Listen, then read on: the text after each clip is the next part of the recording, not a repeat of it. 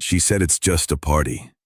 Don't be insecure. But it was her ex's birthday, and she kissed him there. I found out, cut contact, and now she's a wreck, while I'm doing better than ever. Hey viewers, before we move on to the video, please make sure to subscribe to the channel and hit the like button if you want to see more stories like this. Thanks. I always knew Mallory was more social than me. That was part of what drew me to her in the first place. She could walk into a room full of strangers and have 3 people laughing in under a minute. She had this magnetic energy, charming, confident, and a little chaotic.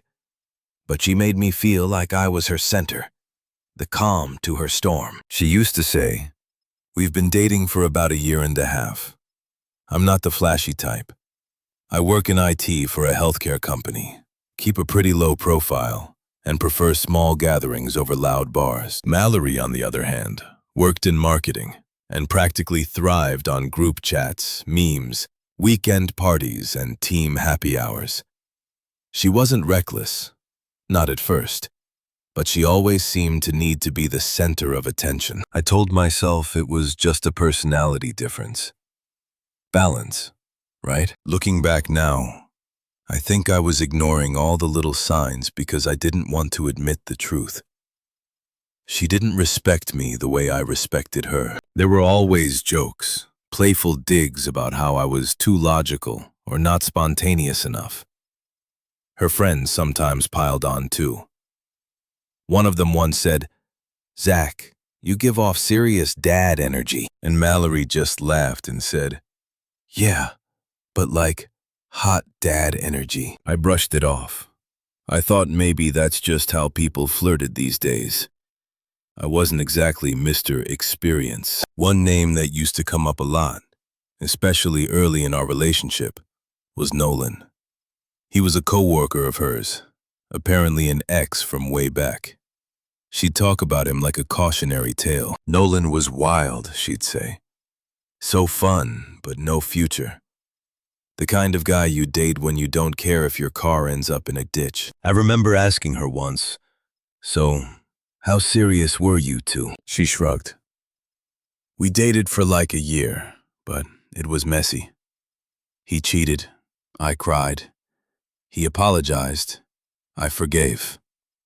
Repeat. But I'm over that type now. You're the kind of guy I can build with." That last part stuck with me.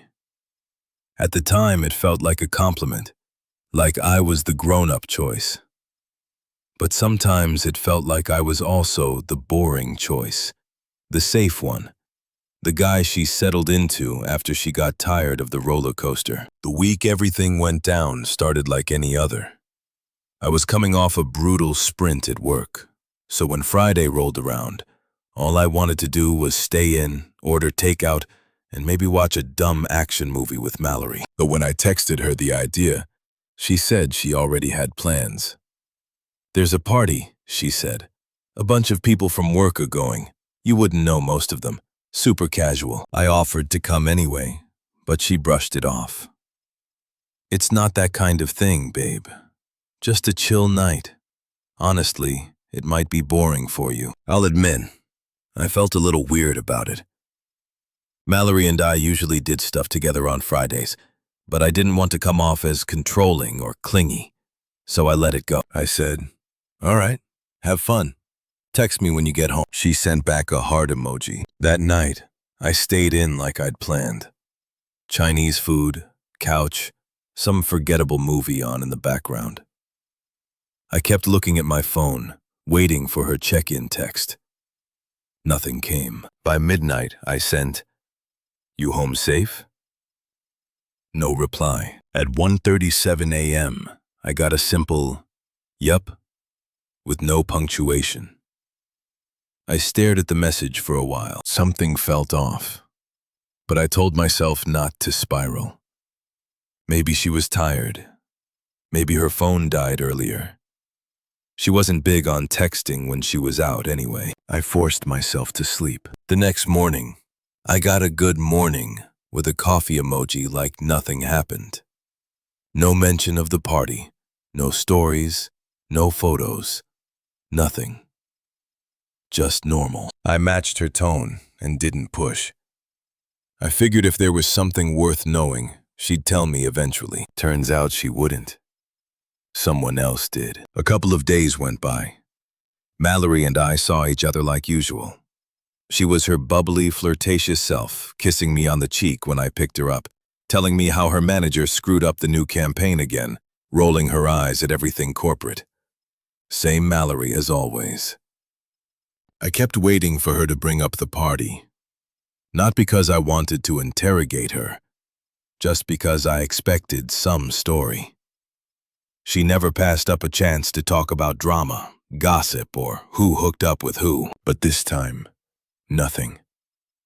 Not a word. That was the first time I realized she wasn't just leaving something out.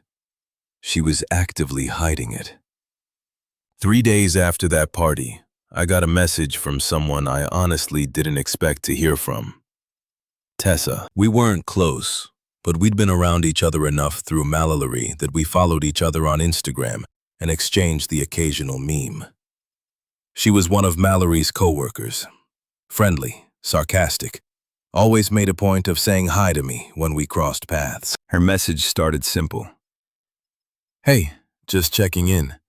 Are you and Mallory good? I blinked at the screen for a second. That was a weird opener. I replied, yeah, why? Her next message came fast. I just assumed you knew about what happened at Nolan's party. Sorry if I overstepped. I sat up. Nolan's party. His birthday on Friday. The one Mallory went. I figured she told you. No, she hadn't. Not once did she say Nolan's name. Not once did she mention it was his birthday. She just said it was a party with work people. My stomach started doing that slow, heavy drop. The kind where your brain hasn't caught up yet, but your body already knows. She said it was just a party. Didn't mention no one. Tessa didn't reply right away. Then, crap. Look, I feel weird being the one to say this. Maybe talk to her first. Tessa, please. What happened? There was a long pause. Then she sent another message. There's a video.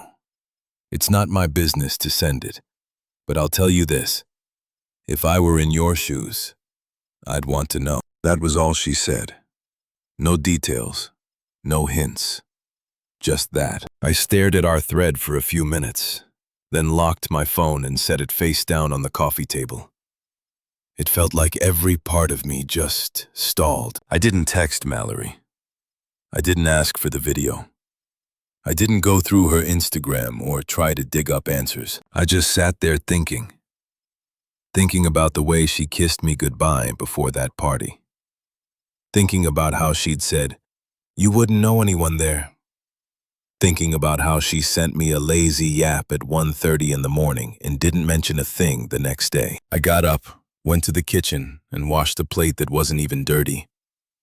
I just needed something to do. That night, I didn't sleep much. I wasn't even angry. Not yet. Just numb. Like the truth hadn't fully formed yet, but it was circling me. I kept replaying old memories. How I'd taken time off work to help her move into her new apartment. How I sat through hours of brainstorming her pitch decks when her manager flaked. How I cooked for her after she had a rough day and she said, "I don't know what I'd do without you." Turns out, she didn't really need to figure that out. Nolan was still in the picture the whole time. The next morning, my phone buzzed. It was Tessa again. I'm sorry. I don't want to be in the middle of this, but I talked to a couple people who were there. I think you really should see the video. I didn't respond. 5 minutes later, the video came through. Anyway, it was short. No more than 10 seconds. Mallory was standing near the kitchen in someone's apartment, a red Solo cup in one hand, laughing with a group of people. Nolan stepped into the frame. He said something to her. I couldn't hear over the music, and she tilted her head, smirking. Then he kissed her, and she kissed him back. Not a shy, quick kiss. Not a peck. It was the kind of kiss that makes people glance away out of second-hand embarrassment. Her hand went to his shoulder. His hand was on her waist. Someone off camera yelled, "Okie away!" And people started laughing. Mallory laughed too. But she didn't look drunk. She looked comfortable, like it was normal, like this wasn't the first time. I sat there holding my phone like it weighed 1,000 pounds. I must have watched it 5 times. Same result every time. I felt cold.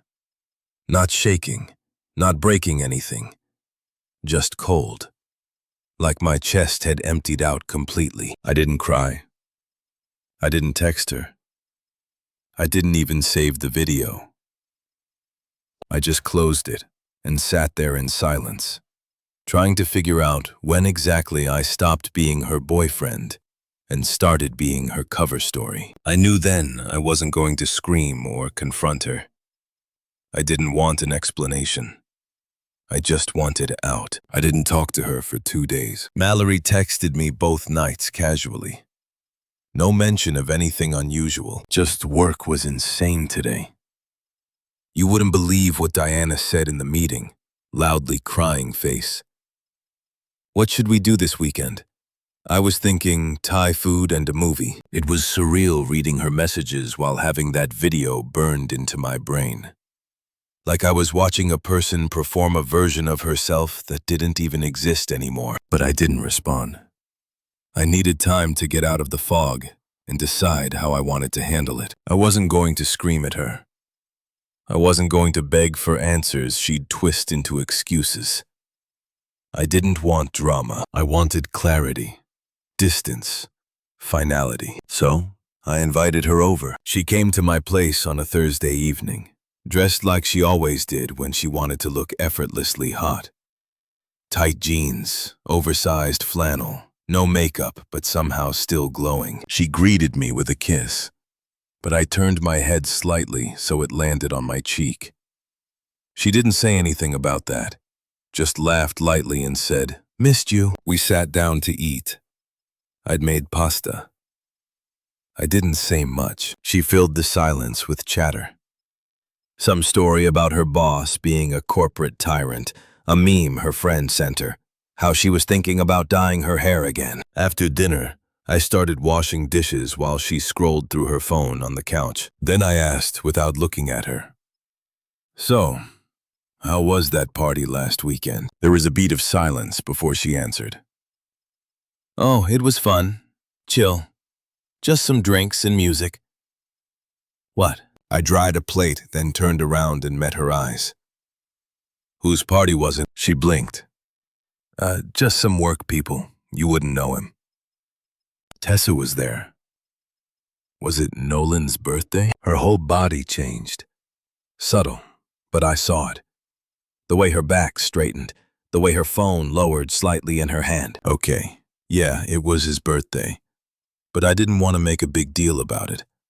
I knew how you'd react. That was a choice. Not. I forgot to mention it. Not. I didn't think it mattered. She knew. She chose to lie. I walked back to the sink and said calmly, "So, you didn't tell me it was your ex's birthday, and then you kissed him." She stood up. "Wait, Zach, that wasn't..." I saw the video. That stopped her cold. Her mouth opened, then shut again. She looked down, then up. Then the performance kicked in. Okay, yes, but it wasn't what it looked like. Nolan was drunk. Everyone was drunk. It was just a dumb party moment. People were egging us on. I didn't even want to do it. You looked like you wanted to. It was 2 seconds. Zach, are you really going to throw away our whole relationship over one stupid, meaningless kiss? She sounded genuinely offended now, like I was the one betraying her by not accepting the disrespect. You didn't just kiss him, I said. You lied to me. You planned to lie. You went behind my back and made sure I wouldn't find out. She crossed her arms. I didn't plan anything. You're blowing this out of proportion. It was just a kiss at a party. You're acting like I slept with him. You might as well have. The trust's gone either way. So that's it. You're just done. Yeah, I said, wiping my hands dry. I am. She laughed, a short, bitter sound. Wow, you really are that type, huh? One mistake and you run. I should have known. You're always looking for an excuse to check out when things get hard. That almost made me laugh, but I didn't give her the satisfaction. No, I said quietly. I stayed through a lot, but I'm not staying through being lied to and humiliated. I wasn't trying to humiliate you. You didn't care if you did. That's the difference. She stared at me for a long moment, waiting for me to crack, to ask for some explanation that would make it okay. But I didn't say another word. Eventually, she picked up her purse, scoffed, and said, "Fine. If you're going to be like this, maybe you're not the guy I thought you were." And with that, she walked out. No dramatic slamming door, no screaming, just a quiet exit. The second the door closed, I exhaled for the first time in what felt like days. I didn't feel powerful. I didn't feel vindicated. I felt clean, like a weight had finally slid off my chest. I never replied to her texts again. The next morning, I blocked her number. I didn't send a goodbye text. I didn't tell her we were done. I didn't warn her. I just quietly erased the bridge and kept walking. That silence I felt after she left, I didn't want to break it. It was the first time in weeks I felt like I could actually breathe. By noon, I had unfollowed her on everything, deleted every picture, tossed out the sweater she left at my place. It all felt methodical, like cleaning up after a storm. I thought I'd feel broken. I thought I'd sit in bed for days questioning myself, but the reality was simpler. I didn't feel much of anything at all. That weekend, I went for a long hike alone. No service, no distractions, just miles of dirt, trails, birds, and space. And it hit me out there how many times I had shrunk myself in this relationship. How many little moments I had brushed off because I didn't want to be too sensitive or jealous. I remembered her texting at dinner, then laughing and saying, "Relax, it's just Nolan. He still thinks we're friends or something." I remembered the night she showed me an Instagram story from one of her coworkers where Nolan had made some dumb joke about their past, and she rolled her eyes and said, "He's so ridiculous but harmless." Every time I brought up how it made me uncomfortable, she made me feel like I was being paranoid. "We dated like forever ago. Why are you so hung up on it?" And like an idiot, I believed her. A few days later, I got a message request on Instagram. It was from Tessa. "Hey, I heard what happened. I just wanted to say I'm sorry you got dragged into that. You didn't deserve it." I replied, "Thanks for telling me. You didn't have to." I did, though. I felt sick pretending I didn't know. For what it's worth, a lot of people thought what she did was trashy. Nolan's already bragging about it like he won something. He didn't win anything. No, he didn't. She left it at that. That same night, I started getting messages from other people I barely knew. One guy from Mallory's marketing team, Brad, I think, sent me a DM. "Bro, I know we don't know each other, but I wanted to say I'm sorry. Nolan's a piece of work, and what she did was public. We all saw the video. She's been acting like you're the crazy one for leaving, but everyone knows she lied. Just thought you should know." I didn't reply. I didn't need to. Mallory was starting to unravel, and I wasn't even involved. Over the next week, the messages kept coming. Not from her, but from people who saw the fallout up close. Apparently, Nolan had started hooking up with a new intern the following week, and made it very clear to everyone that Mallory was just a moment. According to Tessa, he even told someone, "You don't go back to leftovers." Mallory tried to play it cool, saying she wasn't interested in anything serious anyway, but her tone at work was shifting. People noticed. The energy changed. She'd snap at coworkers, go silent during meetings, and had one public meltdown in the break room when Nolan ignored her. Tessa texted again. She's been crying in the office bathroom more days than not. I don't even feel bad anymore. She did this to herself. Meanwhile, I stayed silent. She tried to call me once from a different number. I let it ring out. Then the text came. Can we please talk? I hate how things ended. You were my calm, Zach. I miss you.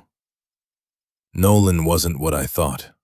I made a mistake. Still, I didn't answer.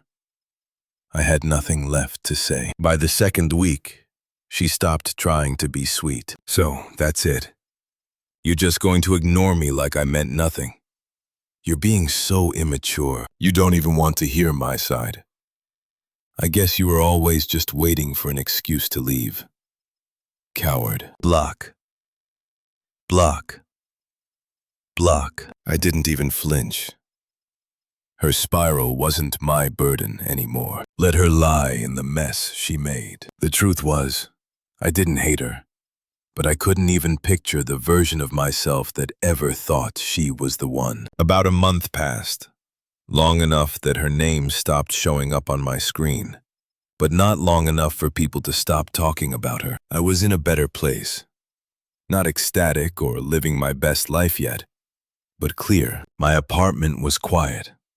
My routine was mine again. And the constant second-guessing in my head was gone. Then one night around 10 p.m., I got a call from a number I didn't recognize. I let it ring out, but they called again. I answered just in case it was work-related. But it wasn't. Zach? The voice asked, a little breathless. It was Mallory. I didn't say anything. She rushed into it like she was afraid I'd hang up. Please don't hang up. Look, I'm not trying to make excuses. I know I messed up, but can we just talk for 5 minutes? I've been trying to reach you for weeks. I didn't know if you blocked me or changed your number or what. I stayed quiet. I'm not asking to get back together, I swear. I need to explain. You left so fast and there was no closure. Closure? The same girl who couldn't even tell me she was going to her ex's birthday party wanted closure. I don't need an explanation, I said calmly. You lied. You kissed your ex. You just didn't think I'd find out. No, I panicked. Okay, I was drunk and Nolan pulled me in and you kissed him back, Mallory. I know I did, she snapped. God, I'm not denying it. But you didn't even let me apologize. You just went silent like I was some stranger. You became one. She went quiet for a second, then soft. You were the only thing in my life that felt safe. And I know I took it for granted. I thought Nolan had changed. I didn't plan on anything happening that night. I had to admit, hearing her say, "You were the only thing that felt safe," did something. Not in a good way. It made me angry. Not because I still wanted her, but because I had been that. I had been the guy who showed up, who held space for her chaos, who steadied the wheel. And she traded that for some drunk nostalgia. She continued, I know you probably hate me, and honestly, I don't blame you. But I didn't realize how bad things had gotten until after. Nolan, he's not who I thought he was. He never was. You just liked the chaos more than you liked being respected. That one landed. I could hear her swallow. I've been trying to fix things. Everyone at work is acting like I'm radioactive. Tessa won't even look at me. Nolan won't talk to me.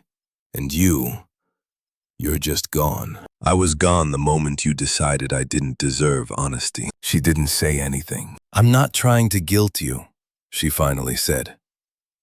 I needed to hear your voice. Well, I said, now you have. And I hung up. I didn't feel triumphant. I didn't fist pump or shout some final line like in a movie. I just put the phone down and took a deep breath. It felt like the final nail in a coffin I didn't even want to build, but had to. After that, She tried one more time. This time, it was through a mutual friend, Lena, someone we used to double date with. She texted me a long paragraph about how Mallory's not okay and how she knows she messed up and that it wouldn't kill me to meet up and let her apologize properly. I replied, "It's not about punishment. I just don't want her in my life." Lena read the message and didn't respond. I was fine with that. A few days later, Tessa texted me out of nowhere. "Saw Mallory cry in her car after work today.